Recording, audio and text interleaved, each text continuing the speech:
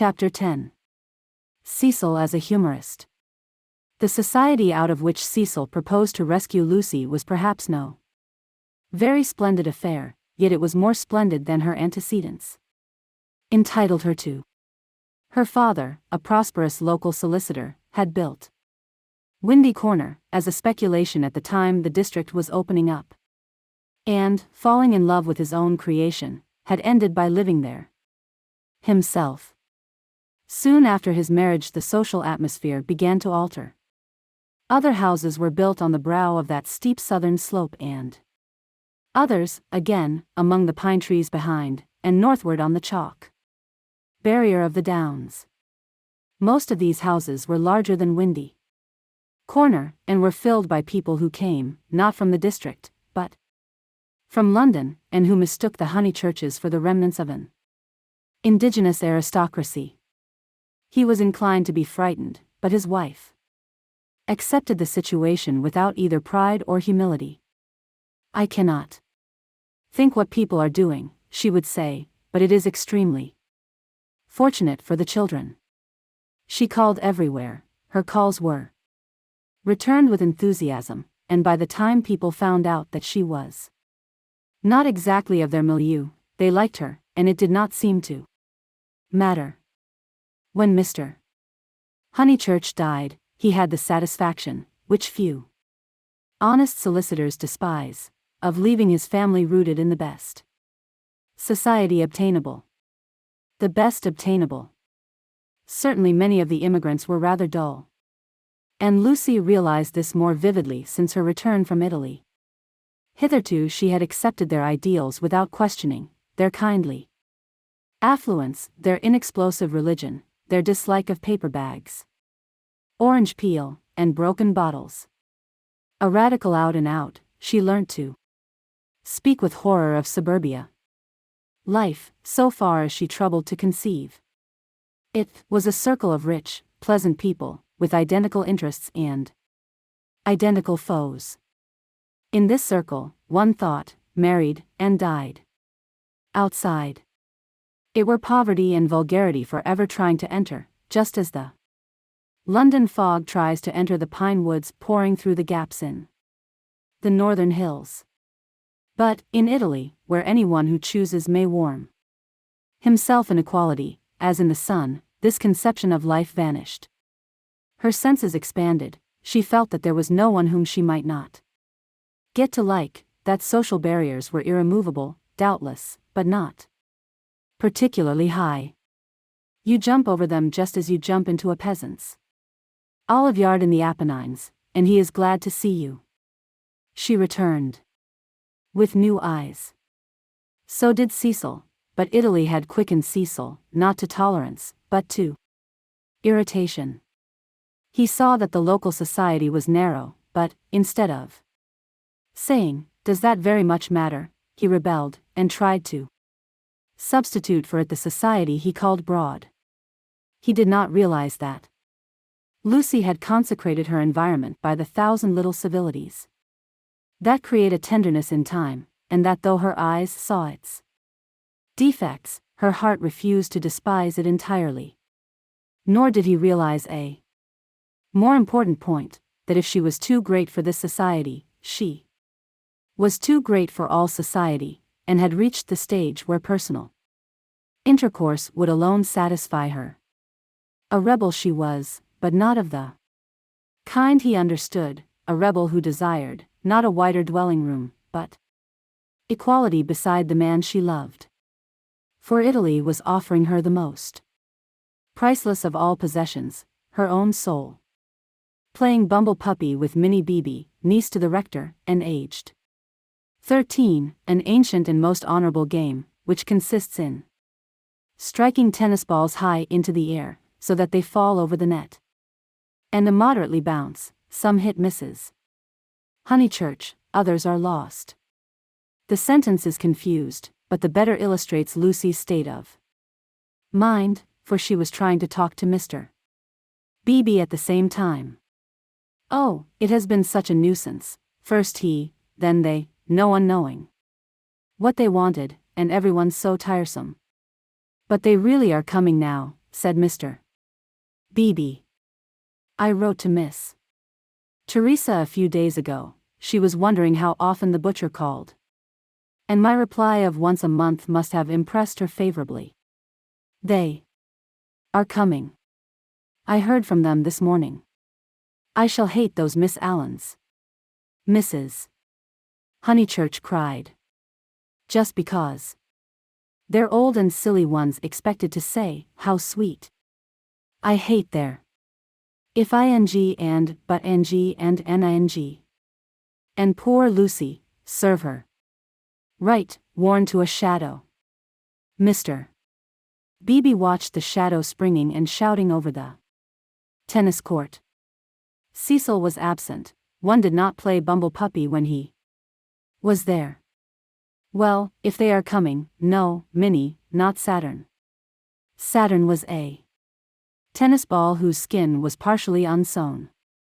When in motion his orb was encircled by a ring. If they are coming, Sir Harry will let them move in before the 29th, and he will cross out the clause about whitewashing the ceilings, because it made them nervous, and put in the fair wear and tear one. That doesn't count. I told you not Saturn. Saturn's all right for Bumble Puppy, cried Freddie, joining them. Minnie, don't you listen to her. Saturn doesn't bounce. Saturn bounces enough. No, he doesn't. Well, he bounces better than the beautiful white devil. Hush, dear, said Mrs. Honeychurch. But look at Lucy, complaining of Saturn, and all the time's got the beautiful white devil in her hand, ready to plug it in.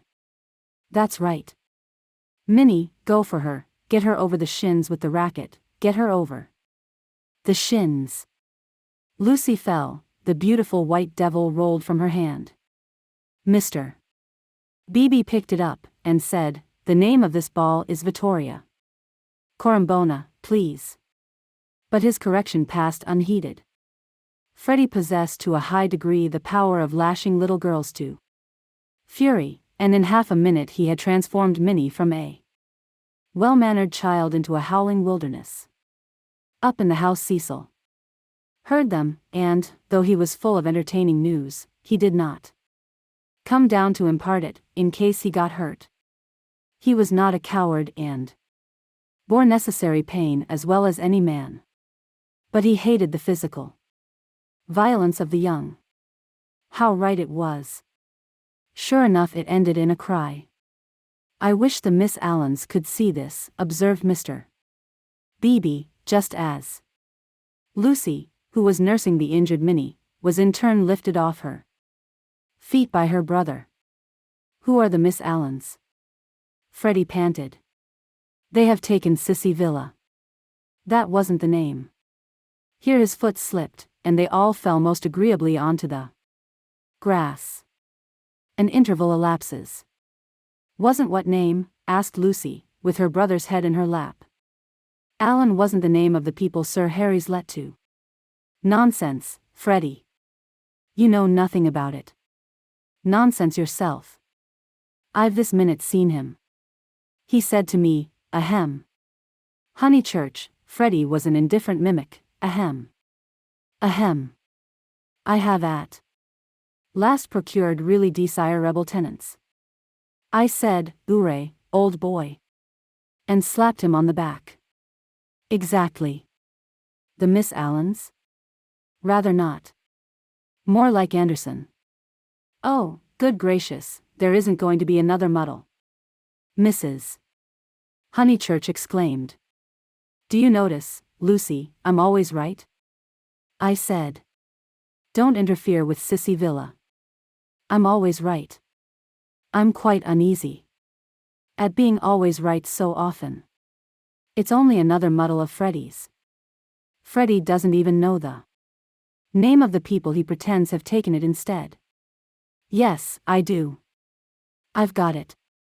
Emerson. What name? Emerson. I'll bet you anything you like. What a weathercock Sir Harry is, said Lucy quietly. I wish I had never bothered over it at all. Then she lay on her back and gazed at the cloudless sky. Mr. Beebe, whose opinion of her rose daily, whispered to his niece that was the proper way to behave if any little thing went wrong. Meanwhile, the name of the new tenants had diverted Mrs. Honeychurch from the contemplation of her own abilities. Emerson, Freddie? Do you know what Emersons they are? I don't know whether they're any Emersons, retorted Freddie, who was democratic. Like his sister and like most young people, he was naturally attracted by the idea of equality, and the undeniable fact that there are different kinds of Emersons annoyed him beyond measure. I trust they are the right sort of person. All right, Lucy, she was sitting up again. I see you looking down your nose and thinking your mother's a snob. But there is a right sort and a wrong sort, and it's affectation to pretend there isn't. Emerson's a common enough name, Lucy remarked. She was gazing sideways. Seated on a promontory herself, she could see the pine-clad promontories descending one beyond another into the Weald. The further one descended the garden, the more glorious was this lateral view. I was merely going to remark, Freddie, that I trusted they were no relations of Emerson the philosopher, a most trying man. Pray, does that satisfy you? Oh, yes, he grumbled. And you will be satisfied, too, for they're friends of Cecil, so, elaborate irony, you and the other country families will be able to call in perfect safety. Cecil, exclaimed Lucy. Don't be rude, dear, said his mother placidly. Lucy, don't screech. It's a new bad habit you're getting into. But has Cecil friends of Cecil's, he repeated, and so really desirable. Ahem. Honeychurch, I have just telegraphed to them. She got up from the grass. It was hard on Lucy. Mr. Beebe sympathized with her very much. While she believed that her snub about the Miss Allens came from Sir Harry Otway, she had borne it like a good girl. She might well screech when she heard that it came partly from her lover. Mr. Vyse was a tease, something worse than a tease. He took a malicious pleasure in thwarting people. The clergyman, knowing this, looked at Miss Honeychurch with more than his usual kindness.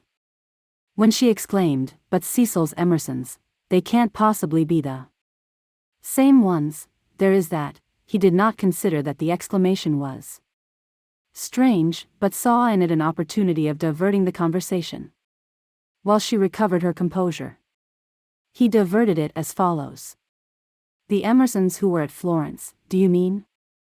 No, I don't suppose it will prove to be them.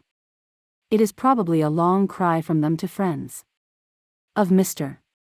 Vyse. Oh, Mrs.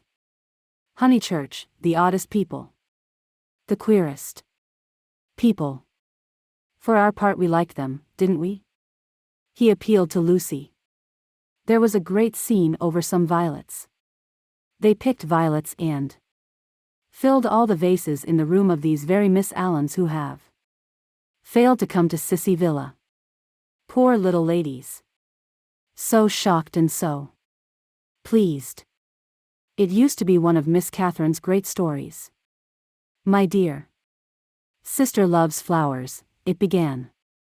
They found the whole room a mass of blue vases and jugs, and the story ends with, so ungentlemanly and yet so beautiful. It is all very difficult. Yes, I always connect those Florentine Emersons with violets. Fiasco's done you this time, remarked Freddie, not seeing that his sister's face was very red. She could not recover herself. Mr. Beebe saw it, and continued to divert the conversation. These particular Emersons consisted of a father and a son, the son a goodly, if not a good young man, not a fool, I fancy, but very immature, pessimism, etc. Our special joy was the father, such a sentimental darling, and people declared he had murdered his wife. In his normal state Mr. Beebe would never have repeated such gossip. But he was trying to shelter Lucy in her little trouble. He repeated any rubbish that came into his head. Murdered his wife, said Mrs. Honeychurch. Lucy, don't desert us, go on playing bumble puppy. Really, the pension Bertolini must have been the oddest place. That's the second murderer I've heard of as being there. Whatever was Charlotte doing to stop? By the by, we really must ask Charlotte here some time. Mr. Beebe could recall no second murderer. He suggested that his hostess was mistaken. At the hint of opposition she warmed. She was perfectly sure that there had been a second tourist of whom the same story had been told. The name escaped her. What was the name? Oh, what was the name? She clasped her knees for the name. Something in Thackeray. She struck her matronly forehead. Lucy asked her brother whether Cecil was in. Oh, don't go, he cried, and tried to catch her by the ankles. I must go, she said gravely. Don't be silly. You always overdo it when you play. As she left them, her mother's shout of Harris shivered the tranquil air, and reminded her that she had told a lie and had never put it right. Such a senseless lie, too, yet it shattered her nerves and made her connect these Emersons, friends of Cecil's, with a pair of nondescript tourists. Hitherto truth had come to her naturally. She saw that for the future she must be more vigilant, and be absolutely truthful. Well, at all events, she must not tell lies. She hurried up the garden, still flushed with shame. A word from Cecil would soothe her, she was sure. Cecil. Hello, he called, and leant out of the smoking room window. He seemed in high spirits. I was hoping you'd come. I heard you all bear gardening, but there's better fun up here. Even I, have won a great victory for the comic muse. George Meredith's right, the cause of comedy and the cause of truth are really the same, and even I, have found tenants for the distressful Sissy Villa. Don't be angry. Don't be angry. You'll forgive me when you hear it all. He looked very attractive when his face was bright, and he dispelled her ridiculous forebodings at once. I have heard, she said. Freddie has told us. Naughty Cecil. I suppose I must forgive you. Just think of all the trouble I took for nothing. Certainly the Miss Allens are a little tiresome, and I'd rather have nice friends of yours. But you oughtn't to tease one so. Friends of mine, he laughed. But, Lucy, the whole joke is to come here. But she remained standing where she was. Do you know where I met these desirable tenants? In the National Gallery, when I was up to see my mother last week. What an odd place to meet people, she said nervously. I don't quite understand. In the Umbrian room. Absolute strangers. They were admiring Luca Signorelli, of course, quite stupidly. However, we got talking, and they refreshed me not a little. They had been to Italy. But, Cecil proceeded hilariously.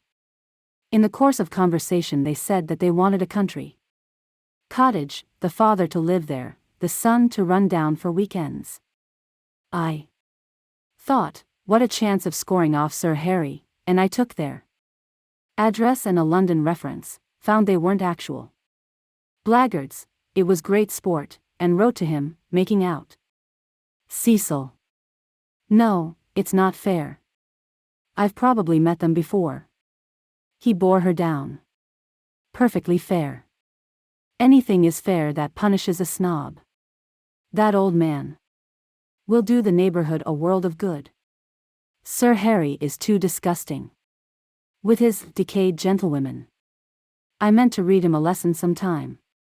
No, Lucy, the classes ought to mix, and before long you'll agree with me. There ought to be intermarriage, all sorts of things. I believe in democracy. No, you don't, she snapped. You don't know what the word means. He stared at her, and felt again that she had failed to be Leonardesque. No, you don't. Her face was inartistic, that of a peevish virago. It isn't fair, Cecil. I blame you very much indeed. You had no business to undo my work about the Miss Allens, and make me look ridiculous. You call it scoring off Sir Harry, but do you realize that it is all at my expense? I consider it most disloyal of you. She left him. Temper, he thought, raising his eyebrows. No, it was worse than temper, snobbishness. As long as Lucy thought that his own smart friends were supplanting the Miss Allens, she had not minded. He perceived that these new tenants might be of value educationally. He would tolerate the father and draw out the son, who was silent.